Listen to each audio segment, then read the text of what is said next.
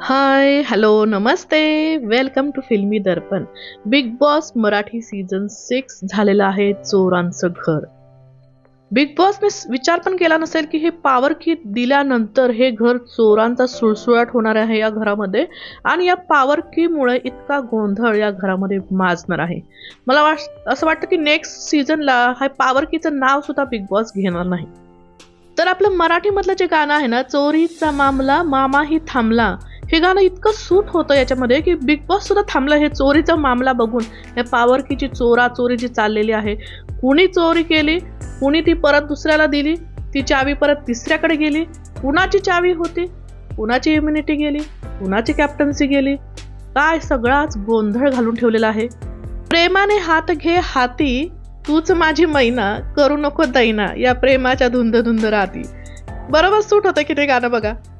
म्हणजे प्रेमाने हात हाती घ्यायचा आणि त्यातल्या त्यात चावी काढून घ्यायची आणि मग त्या माणसाची दैना करून टाकायची. असाच खेळ या बिग बॉसच्या कालच्या एपिसोडमध्ये आपल्याला दिसलेला आहे. तर या चावीबद्दल जर डिस्कस करायचं झालं, आपल्याला जर बोलायचं झालं, तर ती चावी होती रेवाची.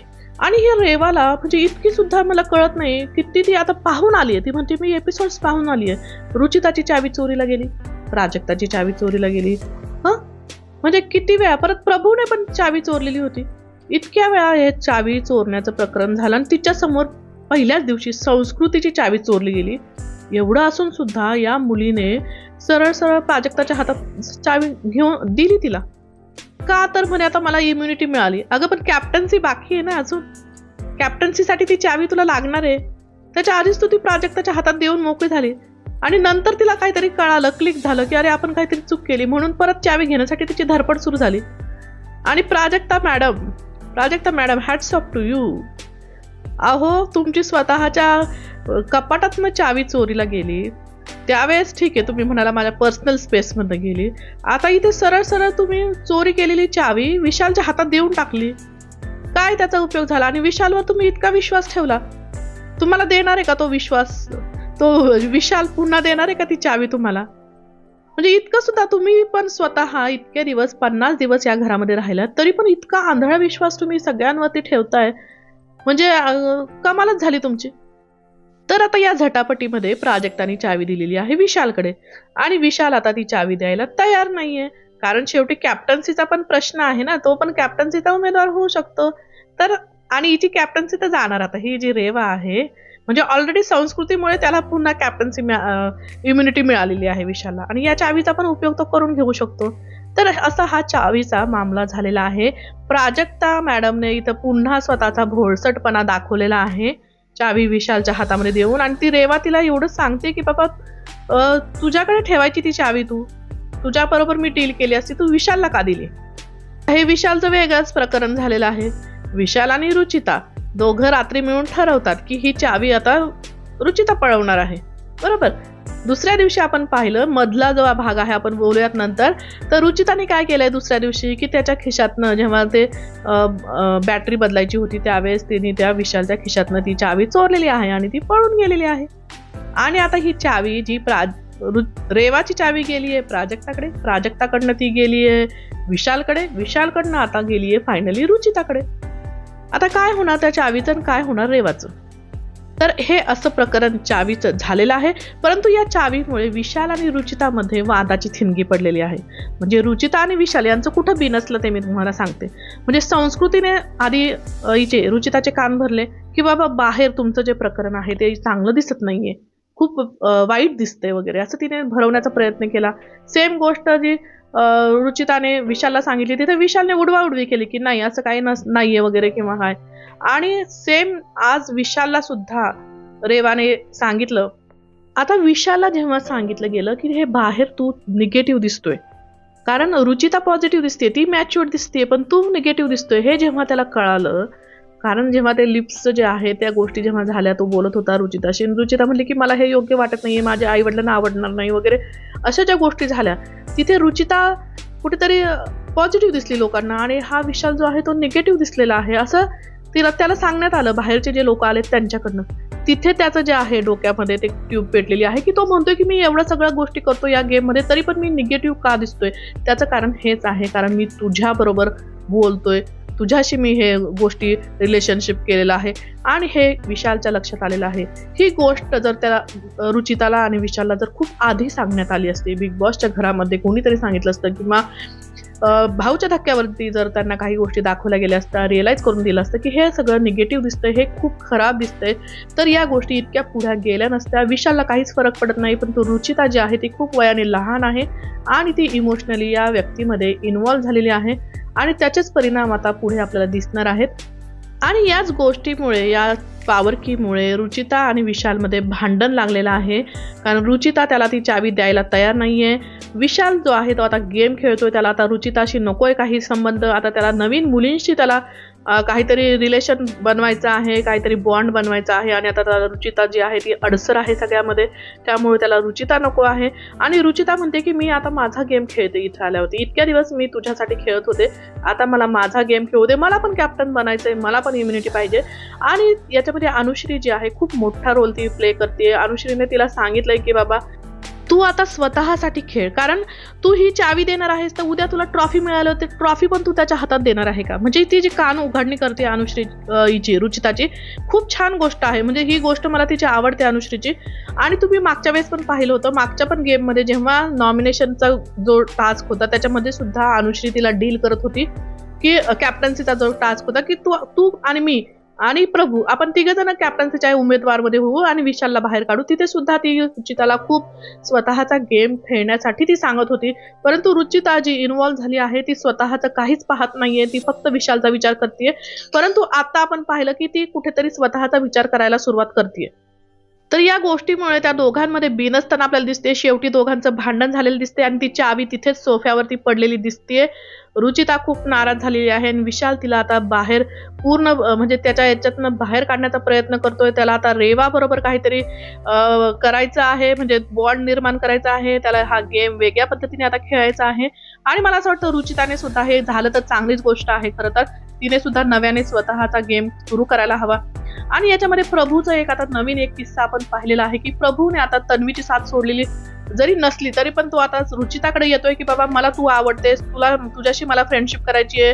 ती म्हणते की तू 19 वर्षाचा आहे, मी 20, तोच म्हणतो चालेल 25ची झाली तरी चालेल, 28ची असली तरी चालेल.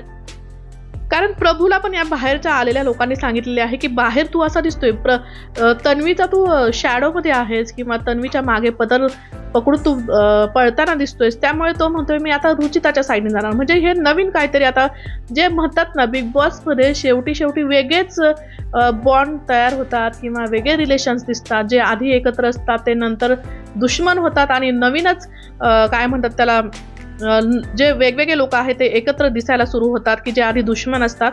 तर असंच आता याच्यामध्ये आपल्याला दिसतंय. रुचिता आणि प्रभूचं जर नवीन त्यांचं रिलेशन झालं, मैत्री झाली आणि विशालची जर बाकीच्या लोकांशी मैत्री झाली तर हे वेगळंच घरामध्ये वातावरण तयार होणार आहे.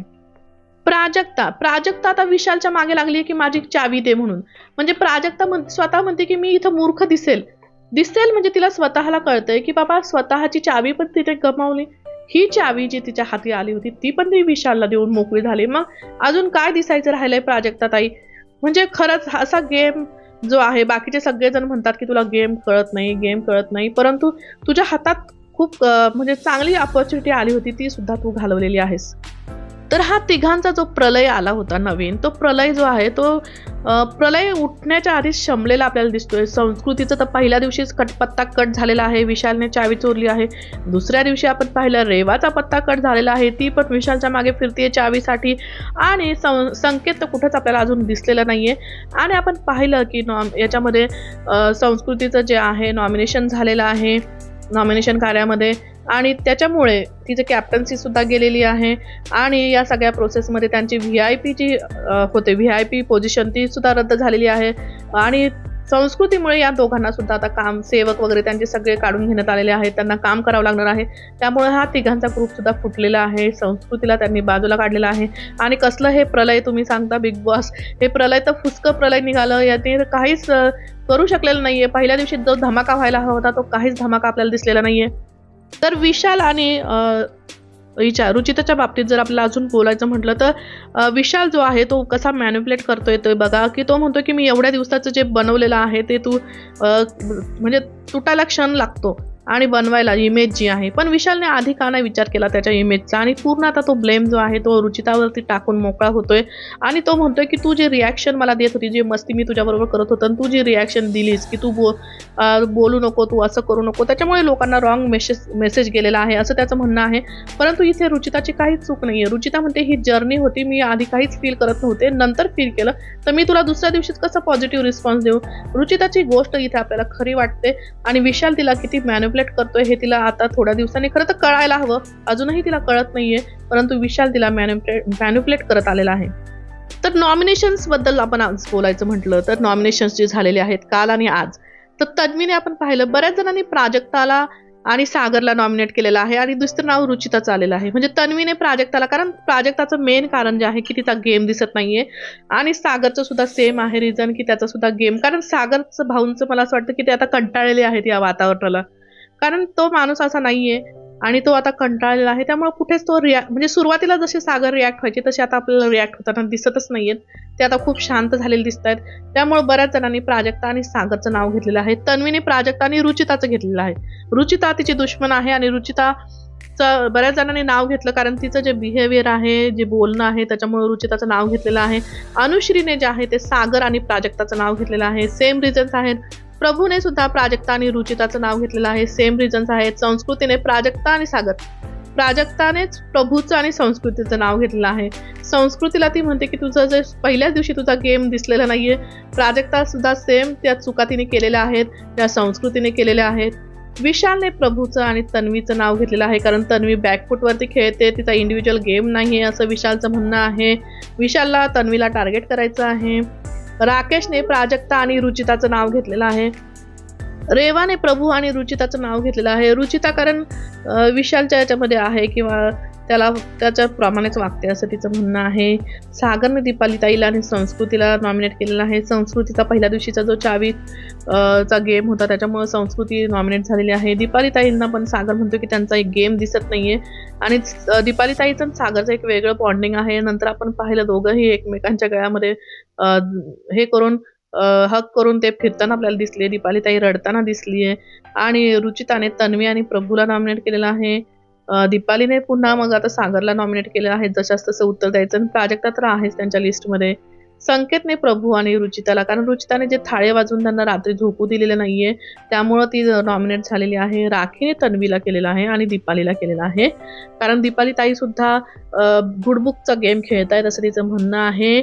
तर असं हे नॉमिनेशन्स जे झालेले आहेत तर ते सगळे नॉमिनेशन त्याच्यामध्ये प्राजक्ताचं नाव जे आहे मुख्य आलेलं आहे, रुचिताचं आलेलं आहे.